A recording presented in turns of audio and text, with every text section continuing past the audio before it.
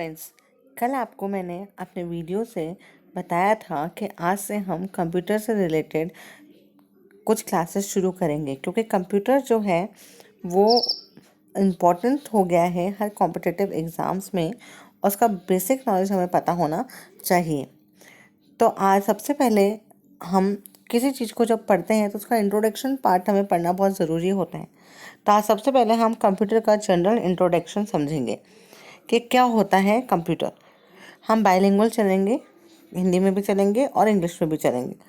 मैं आपको मिक्स करके दोनों में पढ़ाऊँगी, जिससे आपको समझने में ईजी रहे और ईजीएस्ट वे में मैं आपको कंप्यूटर के बारे में बता पाऊँ। फर्स्ट, अगर हम बात करें कि व्हाट इज़ कंप्यूटर, क्या होता है कंप्यूटर। आप सबने देखा होगा कंप्यूटर कि कंप्यूटर कैसा दिखता है और कंप्यूटर का काम क्या होता है।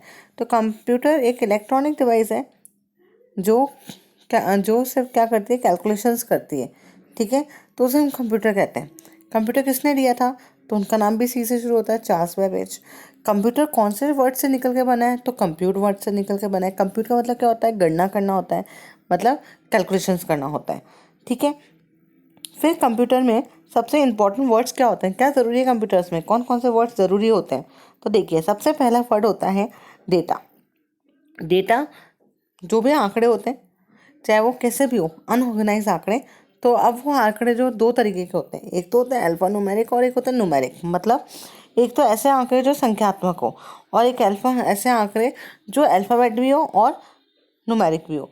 जैसे अगर किसी स्टूडेंट्स के नाम नंबर्स चढ़ाने हैं या फिर क्लास वाइज नंबर करनी है, रिजल्ट बनाना है, या फिर किसी भी जो कंपनी है उसके जो लोग काम करते हैं वहाँ उनकी सैलरी का रिकॉर्ड रखना है, तो वो सब चीज़ें हम किस में करेंगे?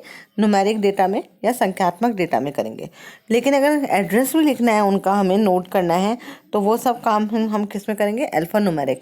आपने देखा होगा एड्रेस में नंबर्स भी आते हैं, अल्फ़ाबेट्स भी आते हैं। और एक होती है सूचना।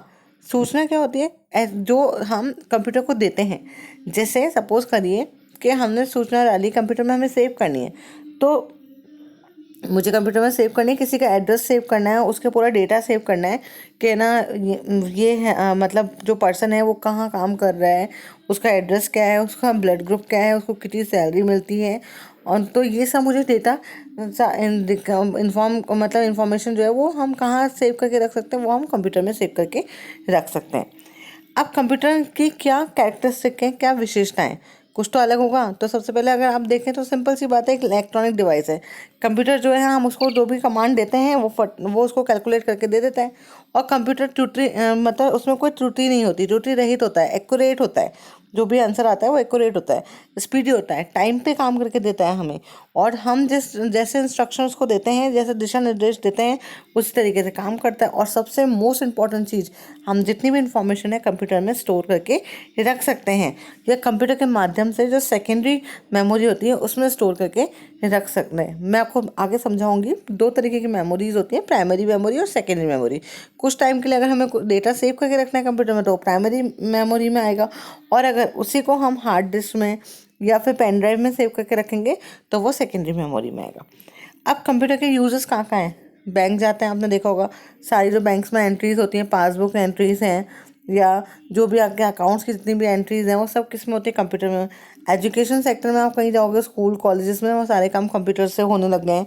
ठीक है, डिफेंस में, बिजनेस में कंप्यूटर की ज़रूरत है, साइंस रिसर्च में कंप्यूटर की ज़रूरत है, रेलवे में कंप्यूटर की ज़रूरत है। आप रेलवे स्टेशन जाओगे, सारी बुकिंग वगैरह सब रेलवे स्टेशन पे कंप्यूटर के थ्रू होती है। मेडिकल साइंस में आजकल बिल वगैरह बनता है सारा, वो भी कैसे होता है? कंप्यूटर से। आप हॉस्पिटल दिखाने जाते हैं, उसमें आपके नाम को एंटर किया जाता है, फिर आपका एड्रेस लिखा जाता है, फिर आपको बताया जाता है, आपको एक ना स्लिप रिसीप्ट जनरेट की जाती है। वो सब कहाँ से होती है? कंप्यूटर से। ठीक है, कम्युनिकेशन के लिए भी क्या काम आता है? कंप्यूटर। आप पहले वो स्काइप चलता था, स्काइप पे बात कर सकते थे। अब आप कंप्यूटर से मोबाइल को कनेक्ट करके आप व्हाट्सएप के थ्रू बात कर सकते हो, बॉटम पे बात कर सकते हो।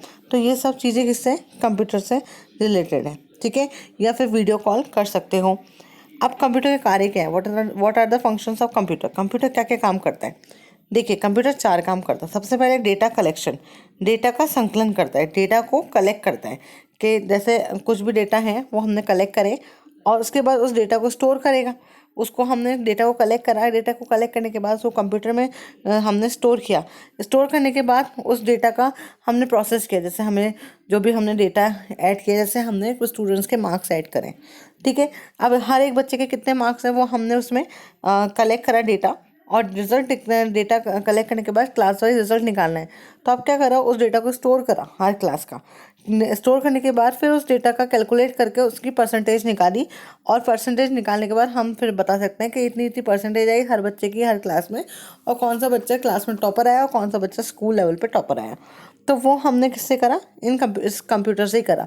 तो कंप्यूटर के 4 फंक्शंस हैं, data collection, data storage, data processing और डेटा आउटपुट। आपने डेटा कलेक्ट किया मतलब मार्क्स इकट्ठे करे, फिर उस मार्क्स को आपने कंप्यूटर में स्टोर किया, ठीक है। फिर उसको आपने उसको कैलकुलेट किया, एडिशन किया, फिर उसका परसेंटेज निकाला, और फिर परसेंटेज निकालने के बाद जो आया कि हर बच्चे का कितने परसेंटेज मार्क्स आया और कौन सा बच्चा फर्स्ट सेकंड थर्ड आया, तो वो हमारा आउटपुट हुआ। फिर नेक्स्ट आता है डेटा प्रोसेसिंग। डेटा प्रोसेसिंग कैसे करते हैं, तो डेटा पहले क्या करते थे, हाँ आपने देखा होगा मुनीम जी होते थे टाइम पे, जो अकाउंट्स का काम करते थे, तो उनके बड़े बड़े बही खाते होते थे, उसमें वो हर काम जो करते थे वो कैलकुलेशन हाथों से करते थे मैनुअली। लेकिन जब से कंप्यूटर आया तब से हमने उसको इलेक्ट्रॉनिक डेटा प्रोसेसिंग का नाम दे दिया, ईडीपी का नाम दे दिया। अब इलेक्ट्रॉनिक डेटा प्रोसेसिंग जब हम करते हैं तो कैसे करते हैं, एक रॉ डेटा होता है, मतलब कच्चा डेटा होता है, जिसको हम कंप्यूटर में डालते हैं और फिर उससे हम रिजल्ट निकालते हैं, इन्फॉर्मेशन निकाल उससे हम रिजल्ट निकालते हैं, तो वो हमारा आउटपुट होता है। तो जो डेटा होता है जिसको हम कंप्यूटर में डालते हैं वो हमारा इनपुट है, फिर उससे प्रोसेसेस होगा, ठीक है, और फिर उसका जो रिजल्ट निकलेगा वो आउटपुट होगा। तो जो मेरे पास जो बच्चों के नंबर थे, मैंने उसको कंप्यूटर में ऐड डाला, स्टोर किया, डालने के बाद उसको प्रोसेस किया, ऐड किया, परसेंटेज निकाली, तो वो जो परसेंटेज है उस निकल के जो बाहर आई, तो वो मेरा क्या हुआ, आउटपुट हुआ। अब ये सब काम हमें पता है कि भाई डेटा कंप्यूटर में डाल दिया, डालने के बाद प्रोसेस हुआ डेटा, और डेटा प्रोसेस होने के बाद हमारा रिजल्ट आ गया जो हमें चाहिए था।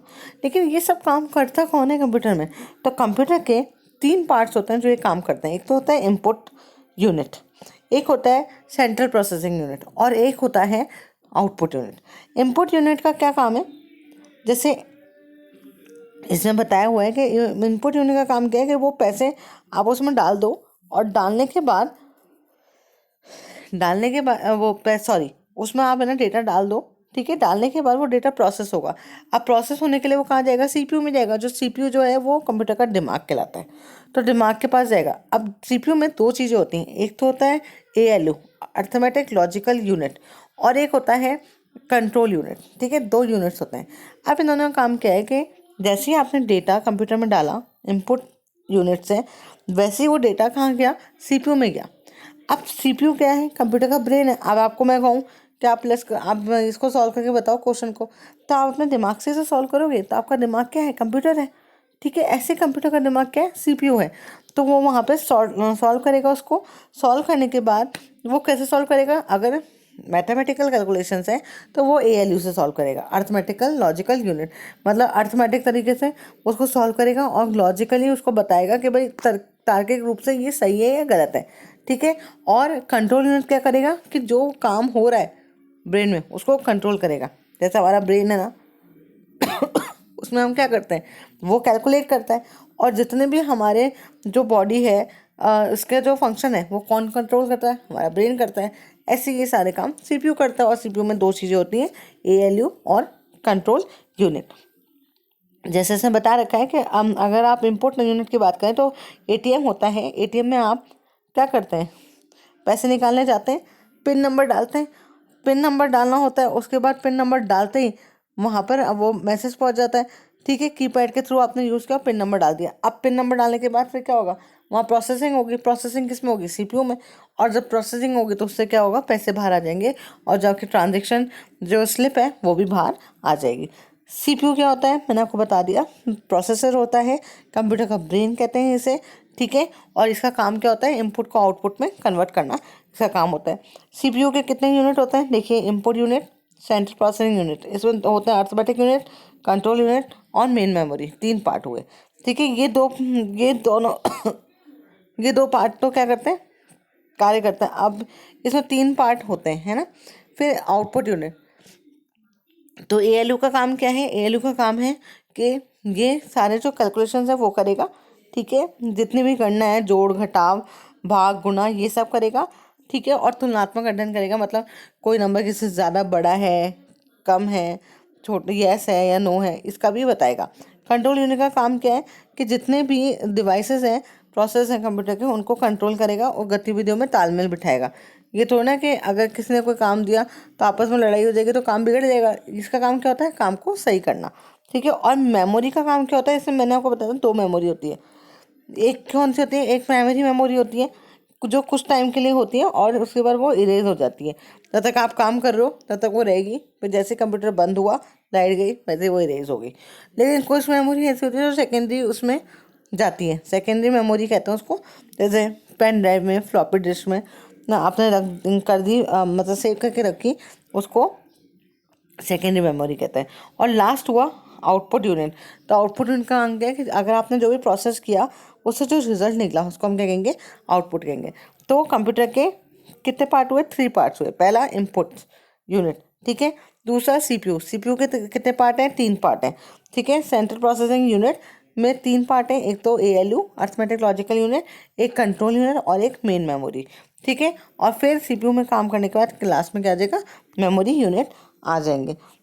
अब कुछ क्वेश्चन सॉल्व कर लें। देखिए, डैश एक कंप्यूटर डिवाइस है जो डेटा को इंफॉर्मेशन में कन्वर्ट करते हुए प्रोसेस करता है। तो क्या है वो जो करता है? कंप्यूटर करता है, ठीक है। कंप्यूटर प्रोसेसर द्वारा डैश इंफॉर्मेशन में परिवर्तित किया जाता है। अब आपको एक क्वेश्चन आप खुद कर सकते हैं, किसके द्वारा किसको कन्वर्ट किया जाता है ये मैंने आपको बता दिया। कंप्यूटर प्रोसेस द्वारा इंफॉर्मेशन में परिवर्तित किया जाता है, किसे किया जाता है? डेटा को, ठीक है। ATM क्या है? ATM सभी है, बैंकों की शाखाओं में भी होता है, ठीक है। बैंकों के स्टाफ युक्त काउंटर के रूप में और बिना स्टाफ के नकदी देने में मदद करता है। डेटा प्रोसेसिंग का अर्थ क्या होता है?